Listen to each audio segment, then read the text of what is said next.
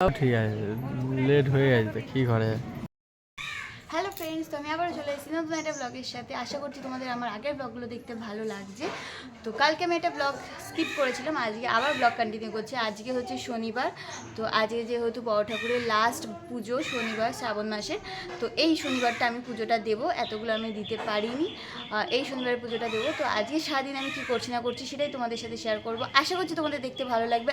আর যদি দেখতে ভালো লাগে তাহলে কিন্তু অবশ্যই একটা লাইক করে দিও, আর অবশ্যই যারা সাবস্ক্রাইব করেন তারা সাবস্ক্রাইব করো। চলো দেখ। মা এখানে গোপালের জামা নিয়ে এসছে।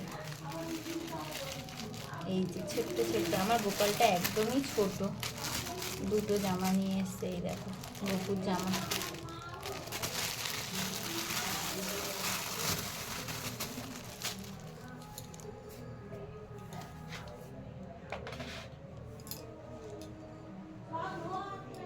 জবা ফুল কটা দিয়ে দেবে, একটা ওই ফুল দিয়ে দেবে, তখন ওই 3 বার দিতে হবে। তো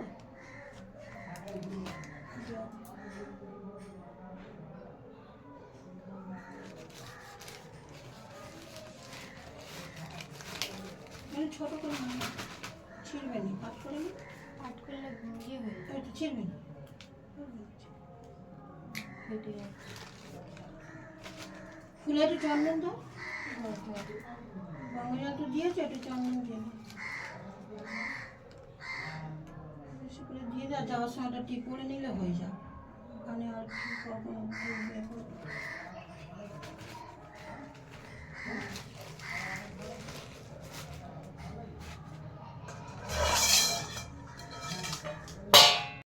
এখানে বসে বসে মা আমাকে গাইড করে দিচ্ছে কিভাবে কি নিতে হবে না নিতে হবে। সত্যি কথা বলতে আমি সেরকমভাবে ঠাকুরের বিষয়ে কিছুই জানি না, আর আমার শাশুড়ি মা সব কিছু যাবে, এমন কিছু নেই যেটা শাশুড়ি মা জানে না।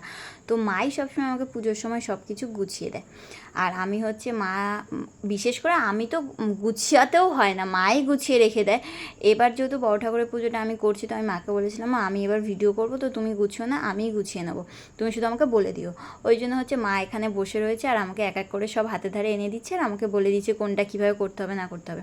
আমি দেখেছি আমার বিয়ে হয়ে আসার পর থেকে আমার শাশুড়ি মাকে ব্রাহ্মণ মশাই যতটা জানে, উনি না অনেকটাই জানে, ওনার এই সমস্ত বিষয় এত বেশি জ্ঞান রয়েছে। ব্রাহ্মণ যদি নাও বলে দেয় সেই জিনিসগুলো ওনার মধ্যে থাকে, উনি মনে করে করে সমস্ত জিনিসটা করে। ওনার মধ্যে জিনিসগুলো সত্যি আমি দেখে মাঝে মাঝে, এবং কি আমাদের বাড়িতে যে ব্রাহ্মণ আসে পুজোর সময়, উনি পর্যন্ত বলে যে আমার অ্যাসিস্ট্যান্ট হিসাবে তোমাকে নিয়ে যাব। ঠাকুরের ওখানে গোছানো সব হয়ে গেছে, আর এখানে পুজো বলেছে 12টার সময়। তো আমি তাড়াতাড়ি উপরে চলে এসেছি রেডি হওয়ার জন্য। স্নান করার পরে আমি সবসময় আলতাটা পরি না, মাঝে মাঝে পরতে ভালো লাগে। তো আজকে একটা লাল পাড়ে সাদা শাড়ি পরার খুব ইচ্ছা রয়েছে, তো তার সাথে আলতাটা পরলে খুবই সুন্দর লাগবে, তাই জন্য আলতাটা নিয়ে বসে গেছি। এদিকে তো বর এসে গেছে, এসে তাড়া দিচ্ছে যে তাড়াতাড়ি করো, ওদিকে কিন্তু পুজোর ঘন্টা বাজা শুরু হয়ে গেছে। আমার এদিকে টুকটাক রেডি হতে হতে এতটাই দেরি হয়ে গেছে যে আমরা ওখানে 12টার সময় পুজো শুরু হতে হবে বলেছিল, কিন্তু আমাদের যেতে যেতে একটু দেরি হয়ে গেছে, আমরা 12টা 10-এ গেছি, গিয়ে দেখছি পুজো অলরেডি শুরু হয়ে গেছে। তো আমরা গিয়ে জানতে পারলাম যে 11টা 40 নাগাদ নাকি পুজোটা শুরু হয়েছে। আর এই যিনি ব্রাহ্মণ মশাই পুজো করছিলেন তিনি নাকি এত ধৈর্য ধরে এতক্ষণ ধরে পুজোটা করে। সত্যি আমরা 11টা 40 থেকে পুজো শুরু হয়েছে, আর 1টা 15 অবধি পুজো চলেছে।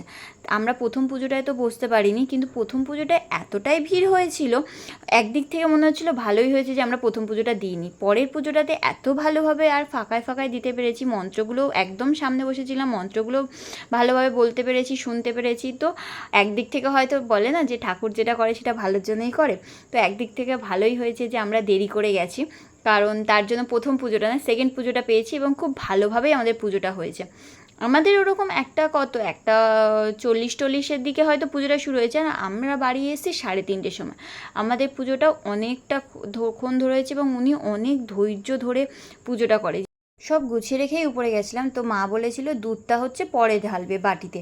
তো এখন রেডি হয়ে নিচে চলে এসেছি, এবার আমরা বেরোবো, তাই জন্য আগে থেকে পুরো এই সিন্নি যেটা আর কি ভগবানকে প্রসাদ দেওয়া হবে, সেটা আমি দুধটা এখান থেকে বাড়ি থেকে ঢেলে নিয়ে যাচ্ছি। কিন্তু নিয়ে যাওয়ার সময় একটা জিনিস হয়েছিল, আমি যেহেতু অল্প চিনি দিয়েছিলাম, বাটিটা ছোট নিয়েছিলাম, কিন্তু দুধটা হচ্ছে অনেকটা বেশি হয়ে গেছিলো। ওই জন্য রাস্তায় যেতে যেতেও না খুব আস্তে আস্তে হাঁটতে হচ্ছিলো, নাহলে মানে একদম একটু একটু করে পড়ে যাচ্ছিলো। খুব সাবধানে আস্তে আস্তে হেঁটে হেঁটে আসতে হচ্ছিলো। আর মা পাশ থেকে আমাকে সব মনে করিয়ে দিচ্ছে, একটুখানি চন্দনের ফোঁটা দিয়ে নাও, ফুলের এটা নিয়েছো কিনা, ওটা নিয়েছো কিনা। মা হচ্ছে সবসময় এরকমভাবে গাইড করে দেয়, আমাদেরকে কিছু করতেই হয় না। আমাকে আবার বলে দিচ্ছে এইভাবে কিন্তু শিখে নাও, এইভাবে পুজো করতে হবে। আমরা এখন মন্দিরে এসে গেছি, এই মন্দিরেই আমরা পুজোটা দিয়েছি।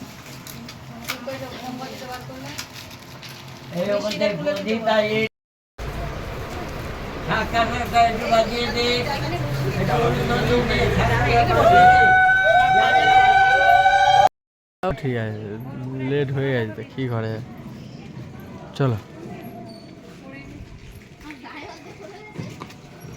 এখন তো আমি পুজো দিয়ে আসার সময় ভাবছিলাম যে বাড়িতে তো আমরা 3-4জনই রয়েছি, প্রসাদ তো বাইরের কাউকে অল্প হলেও দিতে হয়।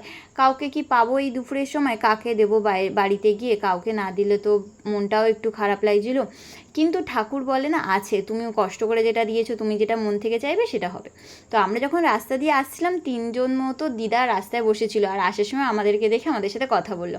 তো তখন আমার হুট করে মনে হলো যে এনাদেরকেই প্রসাদটা দেওয়া যাক। তো দিদাদেরকে প্রসাদ দিয়ে এসেছি, আর বাড়ি আসতে না আসতে দেখি কি বাড়ির সামনে একটা সামনের বাড়ি বৌদি দাঁড়িয়ে আছে। বৌদি বললো কি, তোমাদেরকে দেখেই দাঁড়িয়ে গেলাম, কিন্তু প্রসাদটা খাবো বলে, দাও একটুখানি সিন্নি দাও।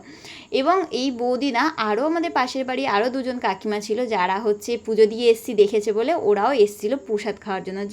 যেটা আমার খুবই ভালো লাগলো, কারণ আমি একটু মনে মনে খারাপই লাগছিলো যে কাউকে একটু প্রসাদ দিতে পারবো না, আমরা বাড়িতে বাড়িতে খাবো, কেউ একটু আসলে হয়তো ভালো হতো। বলে না, তুমি যেটা চাইবে সেটা ঠিক ভগবান তোমাকে পাইয়ে দেবে।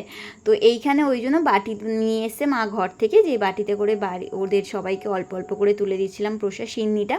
সিন্নিতে এবার না নারকেল দেওয়া হয়নি, কারণ আমি হুট করেই ঠিক করেছিলাম এই শনিবার পুজো দেবো, ওই জন্য আর মা বাজারে গিয়েও নারকেল পাইনি, আর আশেপাশেও কারোর কাছে নারকেলটা ছিল না। কিন্তু সবাই খেয়ে বলেছে সিন্নিটা কিন্তু খুব সুন্দর খেতে হয়েছে। তো আজকের আমার এই ভিডিওটা আমি এখানেই শেষ করছি, কারণ এরপরে আর ভিডিও করার মতো অবস্থা ছিল না। সারাদিন যেহেতু উপোস, বুঝতেই পারছো। তো আজকের ভিডিওটা আমি এখানেই শেষ করছি। তোমাদের কেমন লাগলো আমার ভিডিওটা দেখতে অবশ্যই লিখে জানিও। আর যদি ভালো লেগে থাকে তাহলে কিন্তু অবশ্যই একটা লাইক করে যেও, কমেন্ট করে যেও। আর যারা সাবস্ক্রাইব করোনি এখনও পর্যন্ত, তারা অবশ্যই সাবস্ক্রাইব করে দিও আমার চ্যানেলটাকে।